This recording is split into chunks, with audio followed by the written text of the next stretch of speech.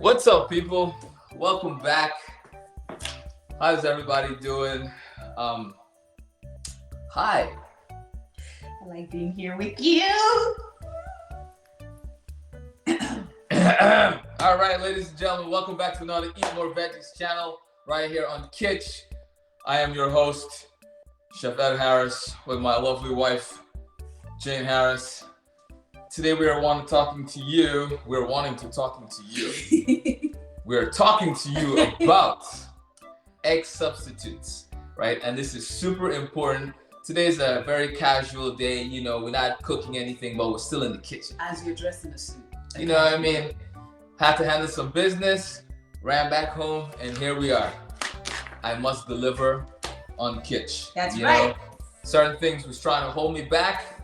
But they did not succeed. They didn't succeed. Here we are, we're live. I would like to just say thank you for everyone joining in today. This is so cool. It is cool, right? Yeah. Remember to click on the follow button and please leave a comment about anything you see and hear on this channel, and I will be happy to reply and let you know what it is. So today is really important because egg substitutes, just the whole thing about egg is very important, especially for a plant-based diet. If you come into a situation where now you can't really eat egg anymore, then this is the perfect video for you. If you're trying to get away from it, because I know certain people have allergies, some people are doing it for health reasons.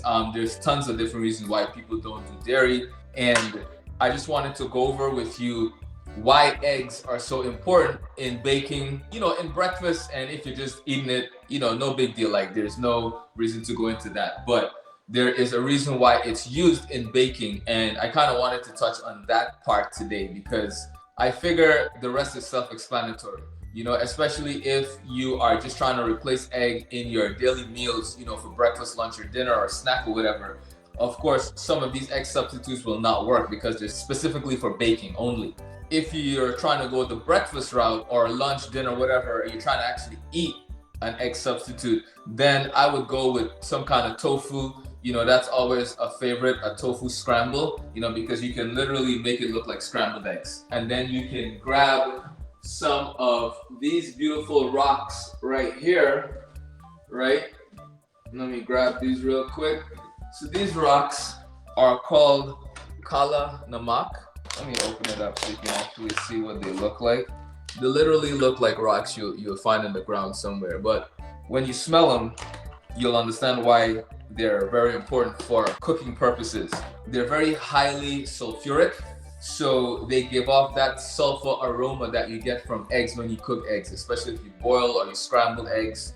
That smell that you get, these rocks mimic that. So when you're doing your tofu scramble or anything like that, if you grind some of this up and you season it as you're cooking your eggs, it will definitely give you that flavor and that aroma that you're craving. So that's one way to kind of make something eggy. And then also adding some turmeric in there will definitely help with the color as well. So that's kind of what I would do for an egg substitute to actually eat. All right, the other thing is there's some that you can buy, the egg substitutes that you can buy, the liquid eggs. Those are cool too if you want to go that route. I try not to use a lot of highly processed things that look like eggs, and I just kind of go without doing egg dishes. You know what I mean? Like, baking is one thing because I have a lot of really nice natural substitutes, that I can use. But you want to make sure that, you're paying attention to what you're buying. Like, I try to tell people to not rely so much on heavily processed foods, whether it's all natural, whether it's 100% plant-based, it doesn't matter. Process is process. So just be mindful of that when you are buying food, right? Less process is always better, okay?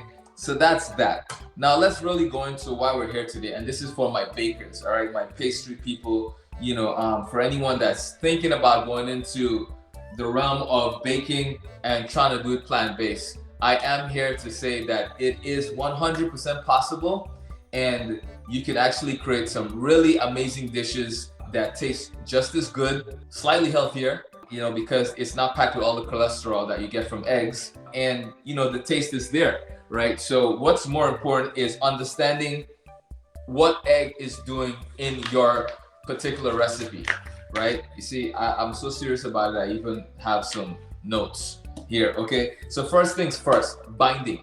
Certain recipes, the egg is there for binding purposes. So you want to make sure that you know what the egg is doing in your particular recipe, right? So that's one thing you need to look out for. The second one you need to look out for is leavening.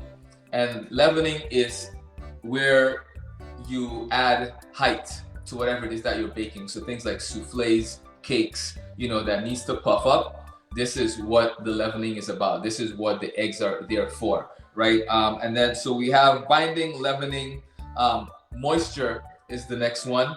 And with moisture, it's self-explanatory. You want moist cakes, you want moist cookies, you want moist pastries, right?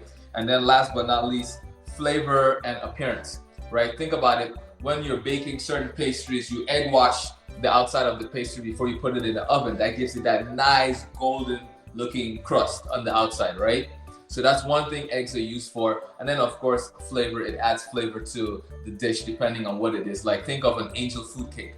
That cake is predominantly egg whites. These are things that you want to pay attention to when you're doing pastry. Like why exactly is the egg in here? What is it doing?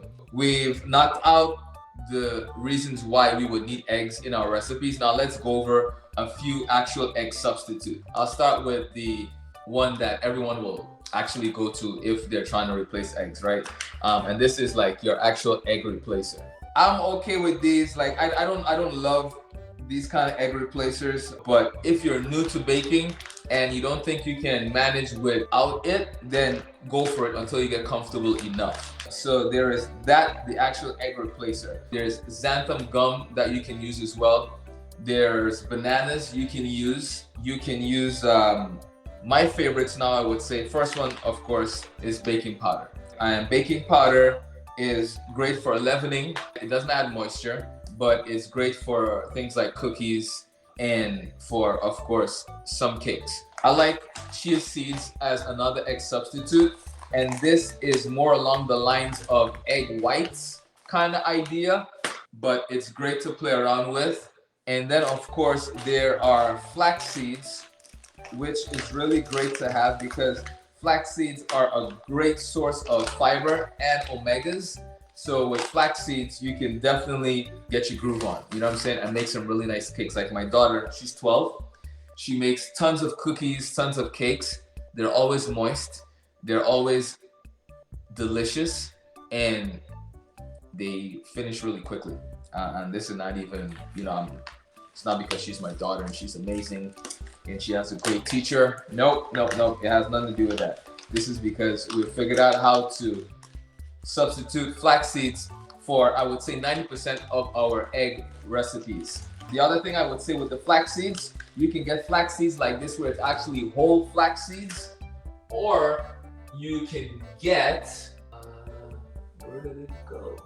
You can also get, oh, here we go. You can also get ground flaxseed. And the ground flaxseed is just as good as the whole seeds.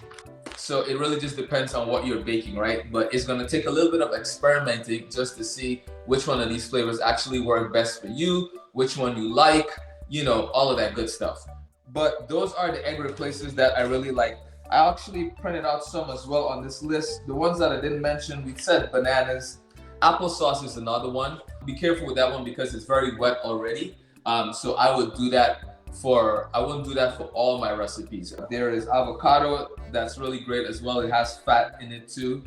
Chickpea flour is great for doing omelets and crepe kind of ideas. Lentils or chickpea flour. You just literally just have to add water to it, mix it up, and it cooks off like a scrambled egg or like an omelet, right? Which is really cool. So that's another thing that you want to play around with too. And then last but not least, white beans. That works really well because of the mealiness of it. So it's almost like a boiled egg. So you can mix that in if you're making like a egg salad, a pho egg salad, or something like that.